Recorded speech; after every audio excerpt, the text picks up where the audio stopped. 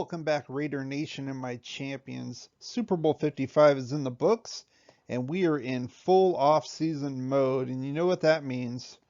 Every pundit and expert is going to tell us who the Raiders are going to pick in the first round of the draft, even before free agency or cuts or anything else. So I wanted to make this quick video to see what all the bigwigs are talking here.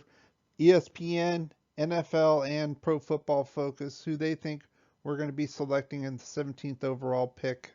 If you want to know what my offseason plan for the Raiders would be, check out this video here, Positional Focus Summary. I'll leave a link below. I not only talk about players we should be targeting in the first round of the draft, but also free agents. We'll first take a look at what ESPN's Todd McShay had to say regarding our 17th overall pick. He has us selecting Jeremiah Owusu-Koramoah, also known as JOK, outside linebacker from the Fighting Irish in Notre Dame.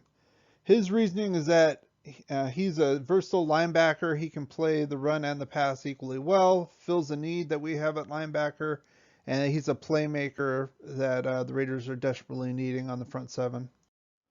So I would grade this overall as an A as far as a mock draft selection for us. As far as the player is concerned, I gave him an A-. The only thing I'm a little suspect on is his weight. He's only 215 pounds.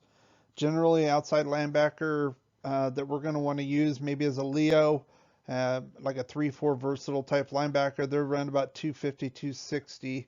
Obviously, the need is there, not only as a will linebacker that we need in general, but also to run the formation that I talked about in earlier videos with Gus Bradley.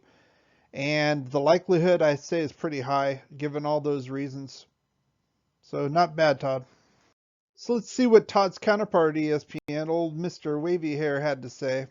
He has the Raiders selecting Jalen Phillips, edge rusher from the U. And this is his reasoning. Desperately need a pass rush, and that would fill the need.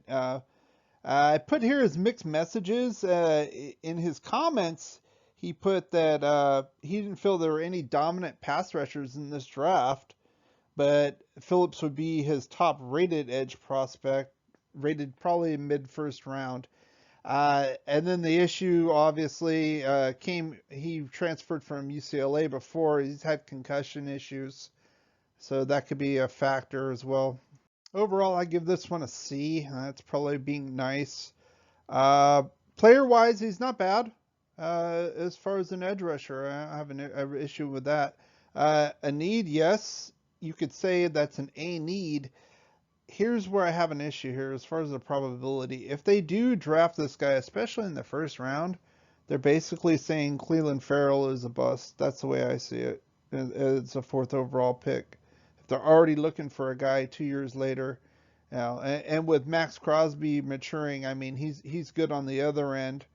And like I said, and they've also tried to move Ferrell inside, and it didn't work very well. And they were making excuses for Ferrell's low performance during his rookie season because they were moving him inside, and they didn't settle him out. And so would they draft an edge rusher? I doubt it. I would give it a D, maybe later on, but not in the first round. I don't think they're ready to move on from Clelin Ferrell yet at that position.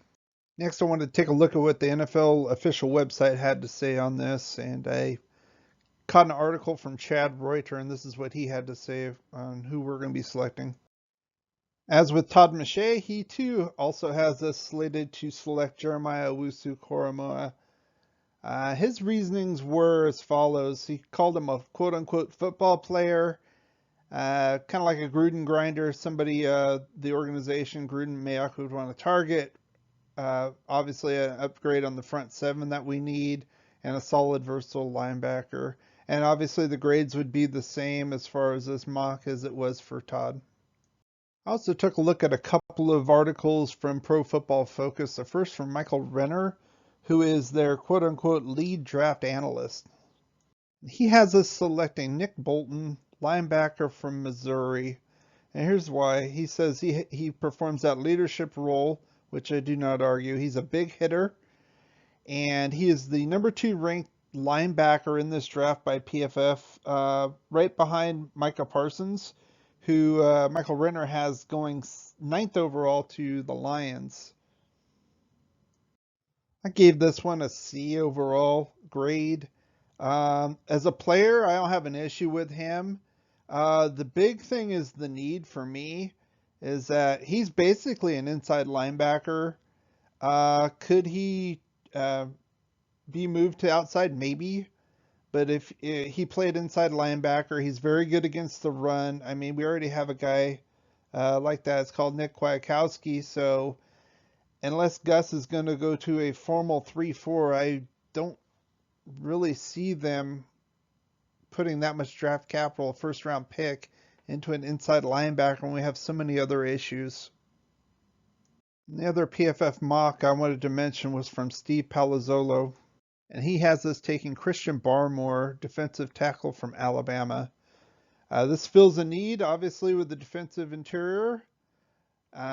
He also coupled that with he feels that there's a lack of depth at this position, defensive tackle, so that'll raise his draft stock even more, and that Barmore is ranked in the 99th percentile of recent standouts coming for interior line position as far as pass rush.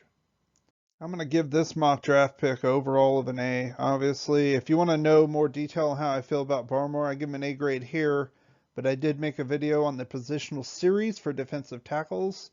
I'll leave a link below to that and the rest of the series. Obviously, with a need, I feel that the Raiders need to increase their interior pass rush, and this guy can fit the bill. My only thing is, as far as probability, I give it a B. I still think that this guy's going to end up probably in the top 10 somewhere. So unless we want to move up, we're not going to be able to get him. If you enjoyed this video, give it a thumbs up, like, share, and subscribe. Leave your comments below regarding mock drafts this early or in general. I'd like to hear what you have to say about that. Thanks for watching and supporting this channel, and as always, go Raiders.